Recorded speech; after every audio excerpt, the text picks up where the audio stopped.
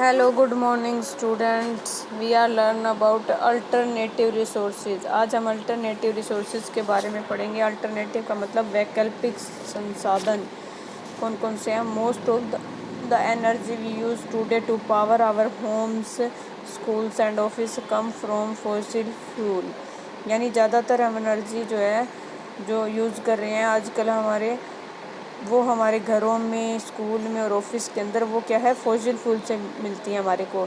Mining and burning of fossil fuel causes harm to the environment. जैसे ही ये fossil fuel का खनन होता है और वो जलता है, उससे हमारे क्या है, एनवायरनमेंट, वातावरण के अंदर वो हानि पहुंचाने का कारण बनता है। One day we will rain also one day we will run out of these reserves. यह एक दिन अगर समाप्त हो जाता है, वी विल डू देन, तो तब हम क्या करेंगे। So scientist are looking for such resources which can be used in places of the fossil fuels and will last forever. यानी क्या है कि इसीलिए साइंटिस्ट क्या कर रहे हैं, नई खोज कर रहे हैं। वो इधर देख रहे हैं कि क्या हमारे लिए फॉसिल फ्यूल की जगह हम यूज़ कर सकते हैं। जैसे ही फॉसिल फ्यूल समाप्त हो, विल लास्ट फॉर एवर, हम उसको अंत तक चला सकें। फिर आगे दिखा रखा है कि the solution is alternative resources of energy. जो अल्टरनेटिव रिसोर्सेज की वजह से हमारा जो रिसोर्स है, हमारा ये सॉल्यूशन है, वो अल्टरनेटिव रिसोर्सेज है।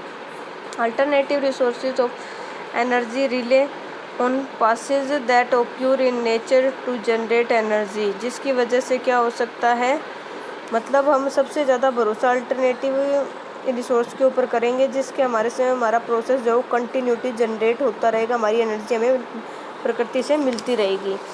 There is energy in moving water and wind, जो कि हमारे को पानी और हवा से मिलती है। इसके बाद आगे क्या कह रहा है, this energy can be used और as replacement of fossil fuel. जो हमारी एनर्जी मिल रही है वो फॉसिल फ्यूल की जगह से क्या है, रिप्लेसमेंट कर दी जाएगी, चेंज कर दी जाएगी। Most of the alternative energy resource are renewable and are comparatively cleaner for the environment. ज़्यादातर जो भी हमारी ये एनर्जी है, अल्टरनेटिव एनर्जी जो है, वो हमारी क्या है, रिन्यूएबल है, यानी कि बार बार इसको यूज़ किया जा सकता है। दूसरी क्या है, ये बिल्कुल ही क्लीन है, साफ़ सुथरी है, इसमें किसी तरह से ये हमारे एनवायरनमेंट को नुकसान नहीं पहुंचाएगी। द सन शाइन्स, सूर्य का प्रकाश चमकेगा। Its energy can be trapped in solar cells, जो कि सोलर सेल को ख़राब नहीं करेगा। Which can be later used for lightning street light, जिसका हम यूज़ करके क्या कर सकते हैं, स्ट्रीट लाइट को ऑन रख सकते हैं। Running solar operate cars, solar system लगवा सकते हैं कार के अंदर। एंड कुकिंग फूड, और खाना बना सकते हैं। हाउएवर, परंतु still there is a need for conservation of natural resources. इसके लिए हमारे को क्या है, मतलब इन स्रोतों को क्या करने की ज़रूरत है, इन स्रोतों का संरक्षण करने की हमारे को ज़रूरत है, नीड है हमारे को। तो कंजर्वेशन ऑफ नेचुरल रिसोर्सेज, प्राकृतिक संसाधनों का संरक्षण कैसे होता है। The conservation of natural resources means using our resource in a judicious and sensible way. हमारे को ये सारे के सारे जो भी रिसोर्स है, स्रोत है, उनका हमें विवेकपूर्ण और समझदारी के तरीके से काम लेना होगा।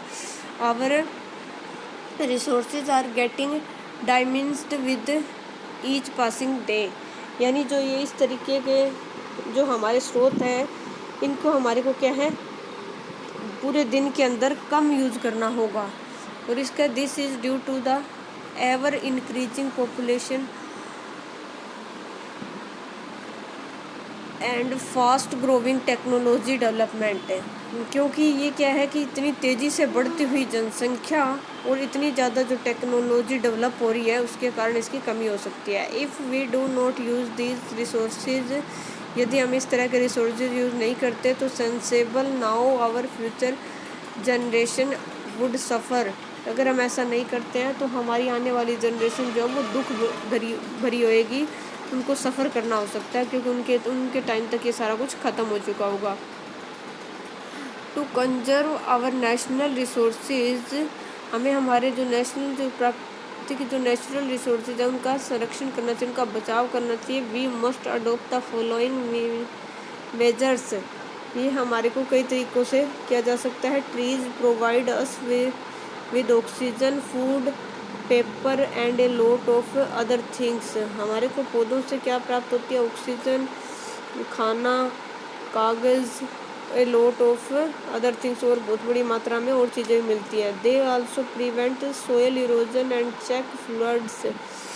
वे क्या है हमारे लिए जो सोयल इरोजन है, सोयल का जो कटाव है, और चेक फ्लड्स, और हमारे को इससे क्या कहते हैं, फ्लड से, बाढ़ से आती हैं। We should use such things. हमें कई तरह की चीज़ें यूज़ करनी पड़ती है judiciously, which we get from trees so that fewer trees are cut.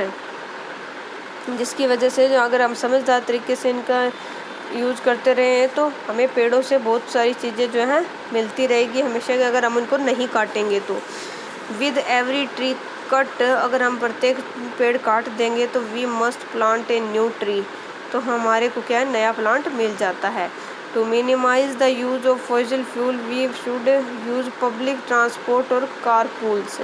यानी जो हमारी कम से कम जो फॉसिल फ्यूल को यूज़ करने की है वो कम से कम यूज़ करना चाहिए, और पब्लिक ट्रांसपोर्ट का यूज़ करना चाहिए। जो मतलब अकेले व्हीकल का यूज़ करने की बजाय हमारे को जैसे बसों का यूज़ करना, अगर एक गाड़ी है तो उसमें 3-4 जने शेयर करके उस गाड़ी का यूज़ करें। कारपूल्स का मतलब भी यही होता है कि एक ही व्हीकल का कई जनों द्वारा यूज़ करना, और वो एक को क्या करेगा, दूसरों को उनके रेंट के ऊपर उनको ले जाए, तो जिससे क्या है, प्रदूषण कम होएगा, एक फॉसिल फ्यूल की बचत हो जाएगी, पेट्रोल का बचत हो जाएगी। अगला क्या कहता है, instead of using our personal vehicle, ये यूज़ हमारा पर्सनल व्हीकल यूज़ नहीं करना चाहिए, या करने की बजाय कारपूल्स यूज़ करना चाहिए। हाइब्रिड कार्स आर आल्सो एक गुड अल्टरनेटिव। इसके लिए क्या है, हाइब्रिड कार जो होती है वो इसका बहुत अच्छा वैकल्पिक है। हाइब्रिड कार का मतलब एक ऐसा साधन जो कि बहुत से लोगों के द्वारा रेंट पर एक साथ लिया जा सकता है। जैसे कि आप कहीं बाहर घूमने जा रहे हो तो आप एक बड़ी सी मिनी बस कर लीजिए, और उसमें 5-6 फैमिली मेम्बर्स, 5-6 फैमिलीज़ है ना, वो साथ जा सकती हैं, जो अपने अपने रेंट को क्या है आपस में डिवाइड कर सकती हैं, और जिससे क्या होगा, कम पेट्रोल खर्च होएगा। ऐसे अगर एक पर्सन लेके जाता है तो सोचिए, अगर 10 पर्सन जा रहे हैं तो 10 पर्सन अलग अलग गाड़ी लेके जाएंगे, कितना पेट्रोल ख़राब होएगा हमारा। फिर नेक्स्ट है, we should use alternative source of energy like solar, wind and water for generating electricity. हमें वैकल्पिक जो स्रोत है उसके लिए हमें क्या करना चाहिए कि सोलर, जैसे कि सोलर है, विंड और वाटर, इनका यूज़ करके हमारे को इलेक्ट्रिसिटी जनरेट करनी चाहिए। The electricity produce from water is called hydro electricity. जो पानी से इलेक्ट्रिसिटी बनती है उसको कहते हैं hydro electricity. Our flora and fauna should also be protected. हमारे को हमारी वनस्पति जो है वो, और क्या कहते हैं, जीव जो है, वनस्पति जीव जंतु जो है हमारे को प्रोटेक्ट करते हैं। Our natural resource could be protected.